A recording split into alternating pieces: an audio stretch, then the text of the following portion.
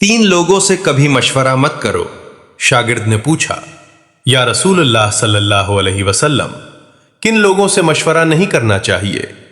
तो नबी करीम सल्लल्लाहु अलैहि वसल्लम ने फरमाया, सबसे पहले किसी बुज़दिल इंसान से मशवरा मत करो। जो खुद डरपोक हो वो तुम्हें बहादुरी का क्या सबक देगा, इसलिए कभी किसी बुज़दिल इंसान से मशवरा मत करो। फिर नबी करीम सल्लल्लाहु अलैहि वसल्लम ने फरमाया, दूसरे, किसी कंजूस आदमी से मशवरा मत करो, क्योंकि जिसका दिल बड़ा नहीं होता उसकी सोच भी बड़ी नहीं होती।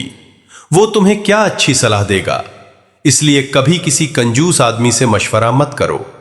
फिर पूछा गया, या रसूल अल्लाह सल्लल्लाहु अलैहि वसल्लम, तीसरा व्यक्ति कौन है?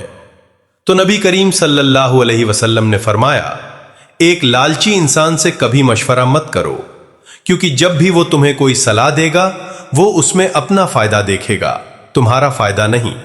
वो अपना भला सोचेगा, तुम्हारा नहीं।